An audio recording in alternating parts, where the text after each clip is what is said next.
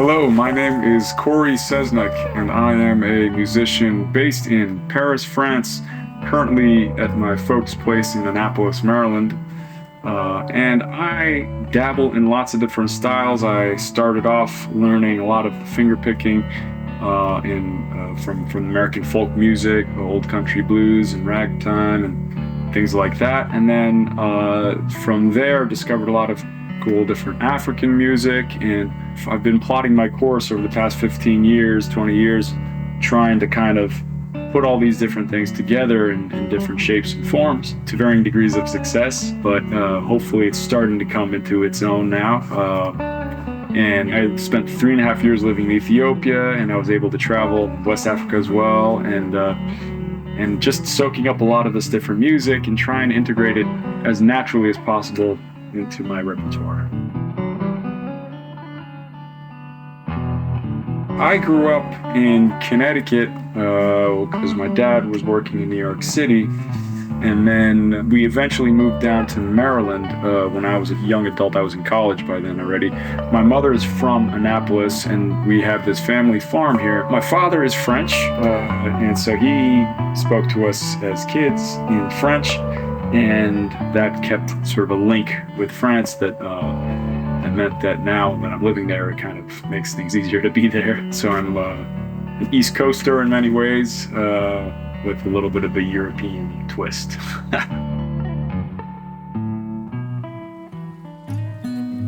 I discovered music through lessons and through just exposure because my parents were listening to all sorts of music and exposing us to things. I began, did I start with the cello or did I start with the piano? I don't know. Maybe I was doing both simultaneously. I think I lasted 1 year on the cello, 2 years maybe. But I did 8 years of classical piano lessons that really provided a decent foundation. And then in the meantime, I was getting really into guitar playing as a teenager, especially kind of classic rock and things like that. And then as I was, embarking on my musical adventure, I kept going further and further back, kind of peeling the layers of history, away so I could see what was going on underneath. And that's where I discovered, this song by Beck was actually a Skip James tune, and all that led to great discoveries. Then after that, the connections with Africa, and that's been my sort of my course. What are some of my earliest musical influences? I want to say something exciting like, Ali Farkatori, but that's not going to be true because at the time I was probably, as a young kid, I did love the Beatles for sure because my mom was putting that on. And there's almost like a kid's music aspect to some of the Beatles, like Octopus's Garden and things like that resonated with me when I was a young boy. Kids music-wise, I was listening to a lot of Raffi, I remember. And then as I got older, it was just everything from all that rich tapestry of American music, popular music, folk music, and classic rock from America and from the British Isles and what have you, and got into all those different things. And then from there, it went deeper. When I was in college, I brought a guitar with me because I didn't have a piano or anything, and I was eager to learn more to improve my guitar skills. And I remember just in one moment where I put on a Mississippi John Hurt record that I'd stolen from my parents' attic, and just hearing his playing, and I just remember that picking style.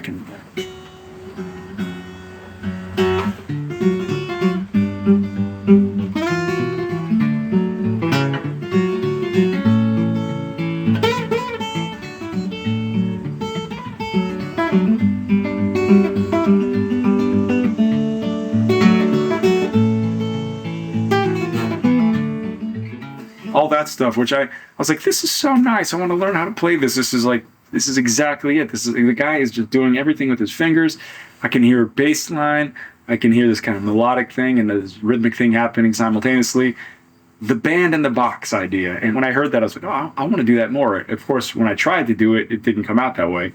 And it was only until after that I realized that, there's sort of set things you need to sort of master before you can just hop into that. And most of it has to do with just getting that bass line down, that up and down, or if you have 3 bass notes, that kind of thing. So that thing had to become this sort of automated thing that I was doing, that was implementing in the music to be able to then add all the other stuff. So that moment was a pivotal moment, and then everything kind of flowed from that. I want to say, in terms of me wanting to play that music and be my own band in the box.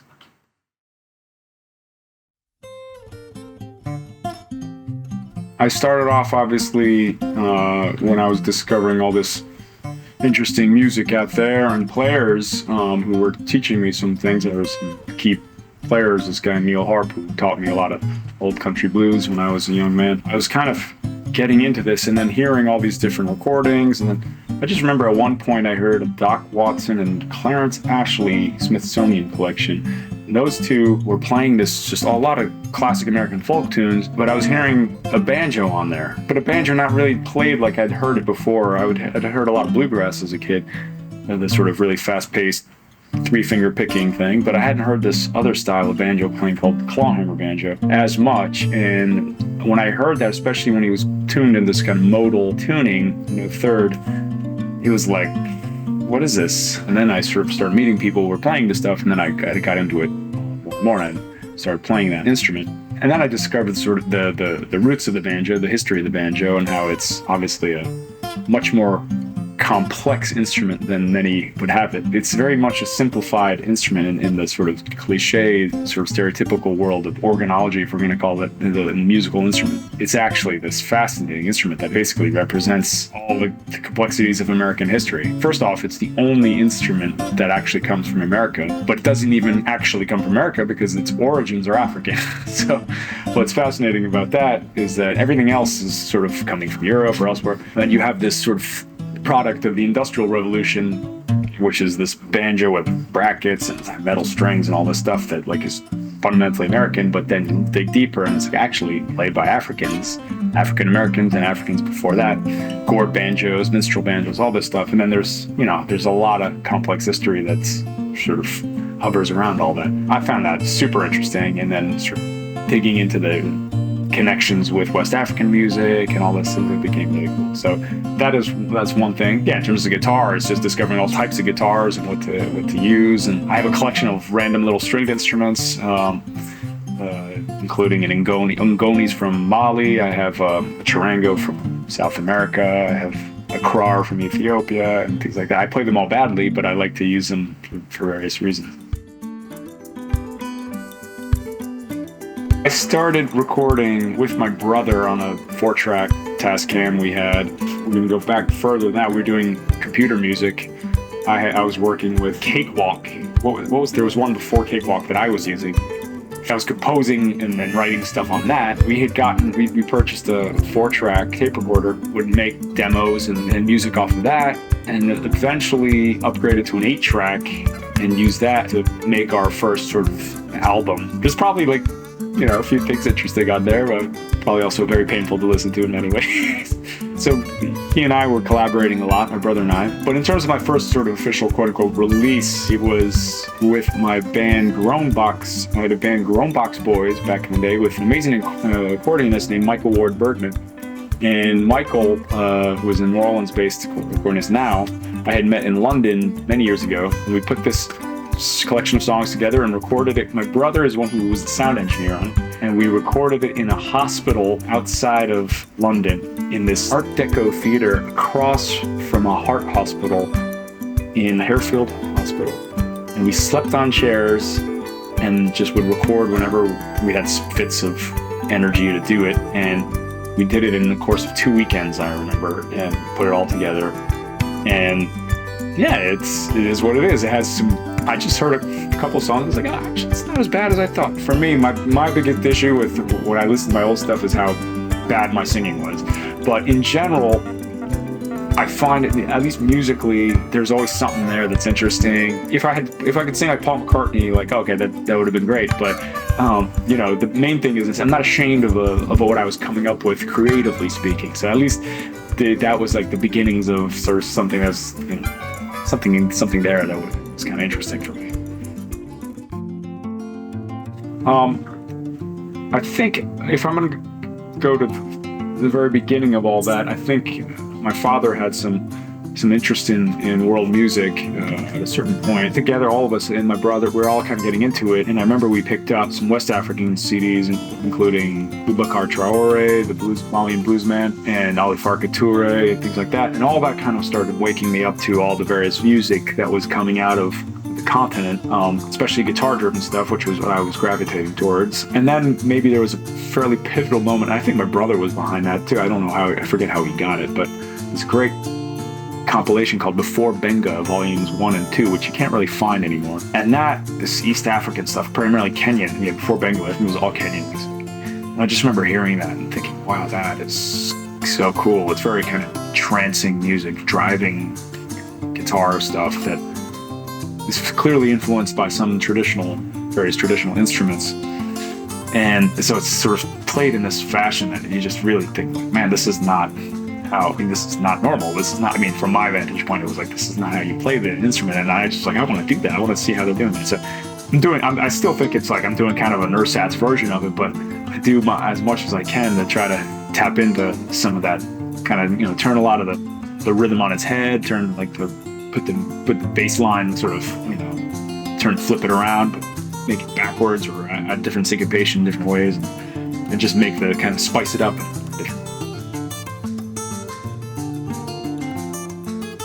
I was lucky. I was able to go to Mali in 2010 at a time when things were more or less okay, and it was fairly easy to travel around the country before a lot of the internal conflicts started plaguing the country. And I was only there for 3 weeks, but it was enough to kind of to travel around and see and meet interesting people and jam a little bit with some people, both in Bamako and up in Timbuktu. There was a sort of an epic jam I remember with. But the thing is, what's interesting about the West African side of things is that being in France, there are a lot of West Africans there, and having also met the Senegalese guy in the UK named Amadou Diagne, who became a good friend and with whom I collaborate now. I had this connection to West Africa even with just not being there, but just by being in Europe.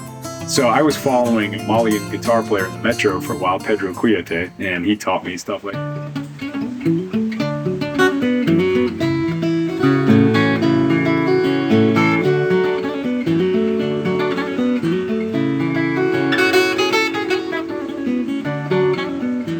Nice little sort of beautiful little kind of ballad type thing. So I met this guy Sam Dickey, who was a young guy at the time who was learning all this stuff. Is real passionate about West African music, particularly Malian guitar styles, and is a tremendous guitar player. And he and I have kept in touch over the years, and I'll grab a lesson off him once in a while to get a little bit of either a refresher or not even a refresher. Just to learn the stuff, because I don't have the focus that he does. He's very deep into Bambara, Manding, Northern Mali, Sorai, and Tuareg guitar styles, among others. But and then all the nuances within those traditions. So, and then he plays it kind of impeccably. It's astounding what he does. He sounds really like a West African. There are other players that are doing amazing things, like Derek Gripper, the South African guy who's arranging core music for the classical guitar, and it sounds beautiful. The difference might be that Sam is really playing as a West African would. So it's great to hear his take on things. I've been shedding a lot of the stuff he's been teaching me. And then so that was a really formative trip for me, because it was my first trip to Africa as well. And so it's just an amazing exploration of what Africa was, and what West Africa was, in particularly Mali, which is a very distinct place. We did a trip. I went with my wife, and I convinced her to go there as sort of on a honeymoon.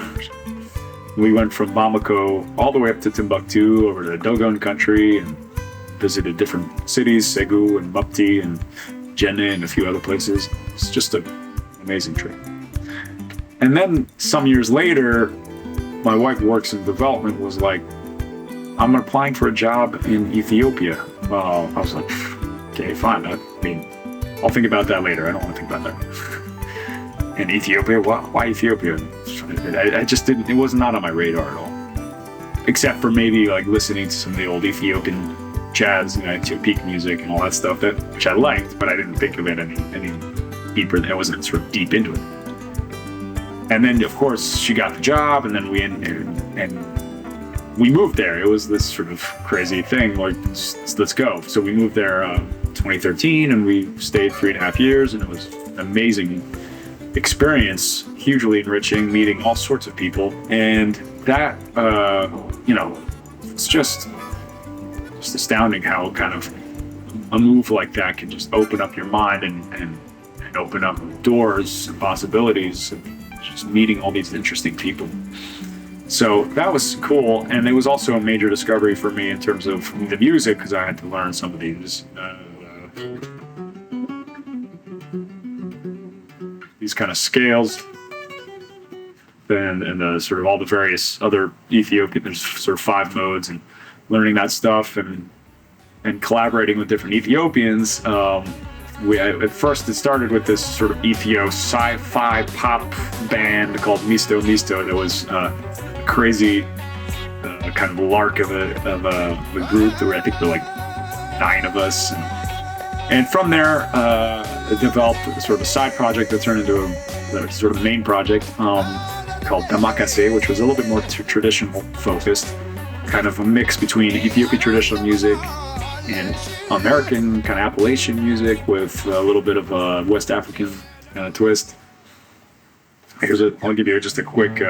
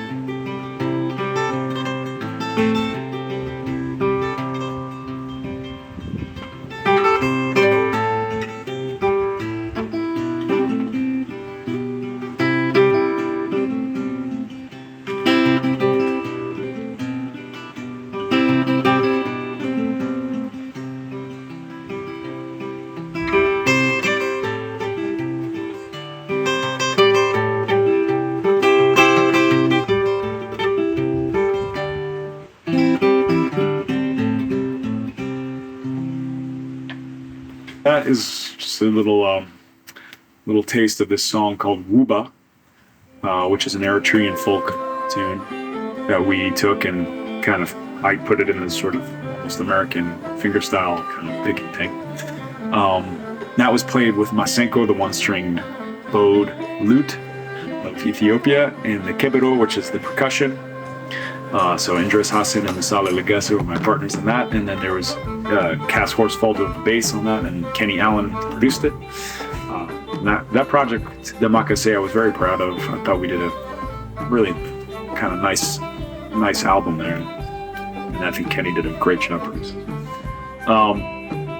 And I have received many accolades actually from various people about that, like the sound and the arrangements and all that stuff. So I'm pretty proud of that project, and I'm happy that a friend of ours, Keita Hostetter, is keeping the thing going with her project, Monkwa, which features the similar musicians and has a really great vibe. Ethiopia was a huge experience for me. 3.5 years is enough to really get a good taste of the country and travel around. And I went on a recording project with Jonathan Baines and Kino Pinheiro.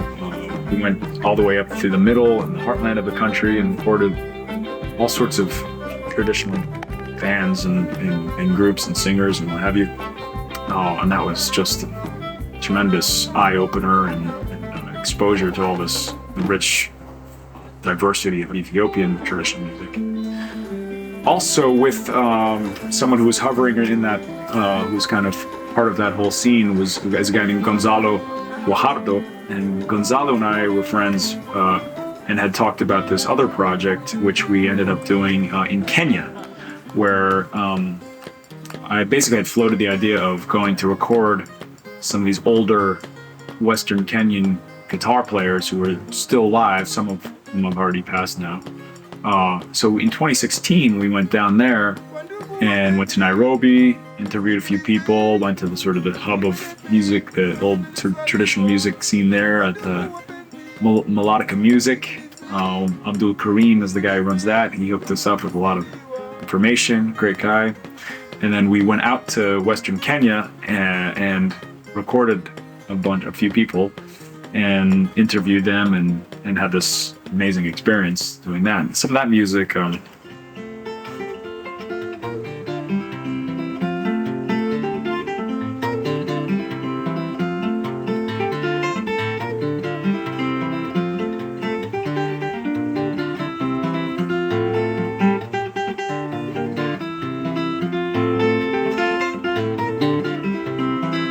that really kind of driving, picking kind of guitar music that's for me very beautiful. There's all sorts of different stuff happening in that, and so I was, and this stuff is called Omutibo, and so I started learning this style of music, the Omutibo style of guitar music, and that was just an amazing experience for me to be able to do that and interview some of the original guys who are playing that music.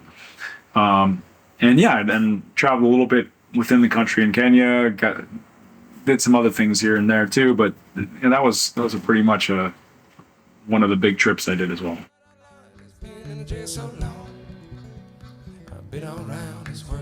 So after my experience in Ethiopia, my wife and I moved back to Paris with our little baby at the time, and I had, right before or around this time of moving to Ethiopia, I had released a solo CD, solo album called Beauty in the Dirt. And I was going a little bit to tour that a bit. And then at the end of my stay in Ethiopia, I started the process of preparing the second album, which was completed, I think it was completed, the recording phase was completed while I was still in Ethiopia, I believe. So it was a really kind of rapid fire, kind of slightly guerrilla style, get everyone in the studio, boom, hit record type of deal for the second one. A little bit more plugged in, a little more kind of almost rockier sound, I want to say. And those were interesting experiences. Then I was touring those projects a bit, and then as I moved back to France, it was about developing all that. And then of course, sort of COVID hit, and then that kind of took the wind a bit out of my sails in terms of preparing my third album, which was near completion in my mind before COVID. But then COVID hit, and I just was like at a loss as to sort of who, what, where, why, and when of the project, much like many other artists out there, I believe. But something happened where I began a dialogue with the guys who recorded the second album. I ended up just going kind of very regularly. If they had some time at this point, so they were just like, yeah, sure, come once a week, twice a week, whatever. And so I was just doing that little by little, just doing all my music. And it was this sort of very, it's kind of classic studio album of doing it all kind of brick by brick, piece by piece, every element separate. It was weird. It was kind of an interesting experience to be so diligent about it, to be so kind of fine-tuning everything and making sure the vocals are good, making sure that the drummer came in and he just did everything. He's an amazing drummer. Like 5 days, boom, less. And then just had different musicians coming in to do different things, and I was adding doing a lot of the overdubs as well.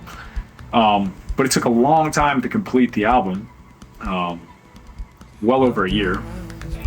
And then now it's more or less complete, but now I'm sort of like, what am I going to do with this album? So it's sort of in that question mark of how to release this the right way. And in the meantime, I also recorded another album, which is the exact opposite of the COVID pandemic kind of album of taking your time to do it, because you have time. Also, I was just like, okay, I need to do something else. I want to do the opposite. So I went in the studio with a friend of mine who kind of produced it for me as like the kind of guy, however, the artistic director, and recorded 15 tracks, guitar, voice, no click, live as possible with some overdubs and some here and there, but different approach. So I might even end up releasing that one first, and then before I get this other one, the sort of heftier one out there. So that's where it stands. And on a musical level, it's hard to know. It kind of goes into all sorts of different directions. It's got the folk influence, it's got a little bit of rock influence, it's got a little African stuff there too. So we'll see.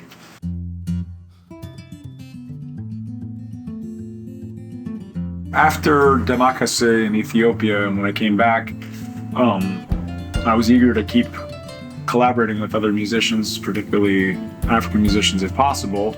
And I reignited a conversation with my friend Amadou from the UK, he's from Senegal, but he lives in Bath, UK, and he and I had met, years ago, busking in the streets of Bath. And we had always had a sort of, we're kind of kindred spirits in certain ways, and it was always interesting to kind of just play with him. He's just this like force of nature, a lovely guy who's always just playing music all the time, really loves playing it. He's just, just a sort of a consummate musician. So with Amadou, we were sort of, well, let's do something at some point. And then he decided, let's apply for an arts council grant from the UK. So he and his wife managed to pull that off somehow or another, and they applied for this arts council grant. They got the money, so we did this album. We recorded it in Real World Studios, and that was our first little debut album, and it's called Touki. The album's called Rite of Passage, and it's features kora and guitar, banjo, percussion. He's a great percussionist and does a lot of great singing.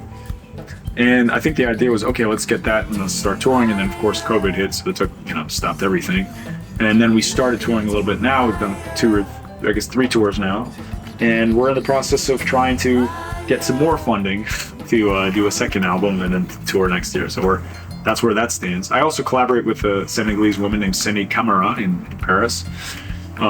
She was a great singer, kora player, guitar player, and other musicians too when I have a chance.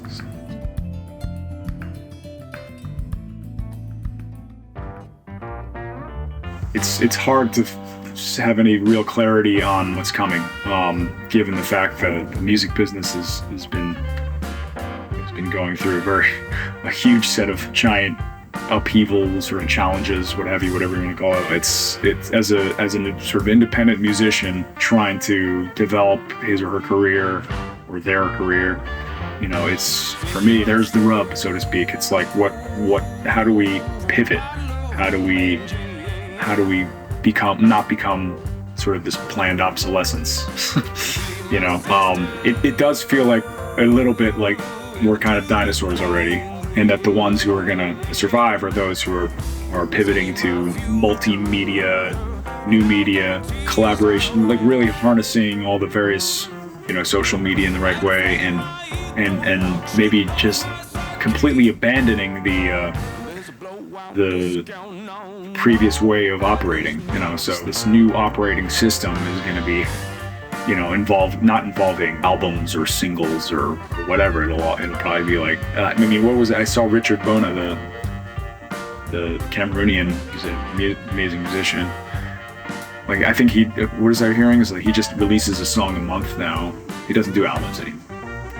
So that's the beginnings of it, and then it's like, hey, maybe you don't even do songs, just do like 30-second snippets, and like, hey, here's my thing, and whatever.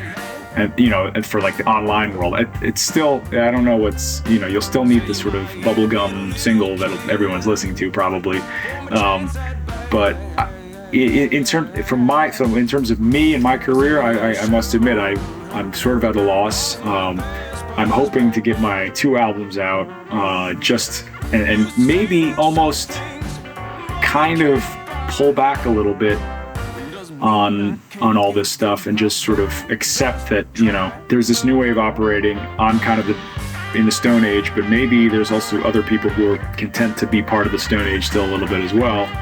And what I might end up doing, strategically speaking, is figuring out how to really nourish the sort of boutique aspect of what I'm proposing, what I'm putting out there as an artist. as a sort of like, hey, I'm doing this interesting creative mix of stuff that, okay, hopefully has a bit of a commercial side that, you know, people will respond to, that will you know, resonate with more and more people.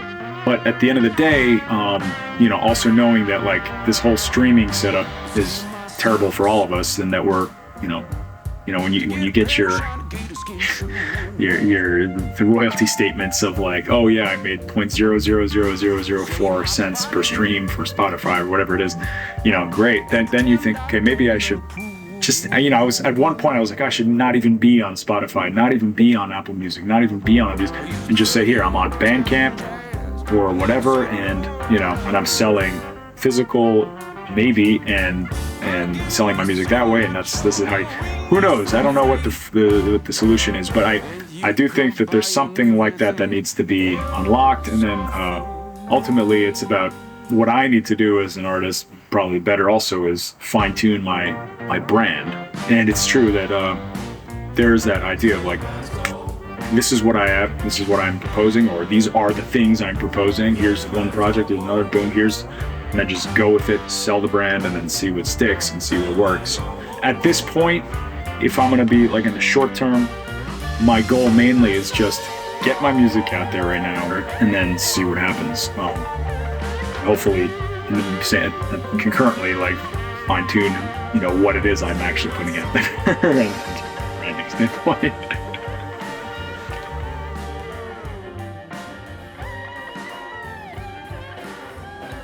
I'm trying to enjoy present moment as much as possible, and be in the present moment as much as possible, and create art that is just flowing from that state as much as possible.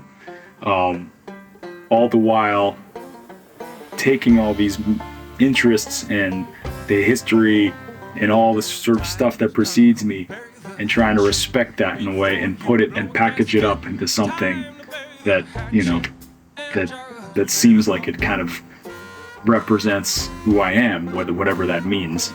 And I just hope that other people out there find that interesting, and then also maybe are doing similar things. I mean, I am amazed at what a lot of people are doing out there in terms of mixing these different themes and styles, and spending some time with some young folks this summer in North Carolina when I was doing a camp there, and seeing what they're doing. I was amazed at so I am actually reassured on an artistic level that amazing stuff is happening. On a business side of things, it's a little more of a question mark, but I'm just sort of spreading the love in every way possible, with sort of all the sort of quirky things that I'm interested in, and hopefully people will also be interested in similar things.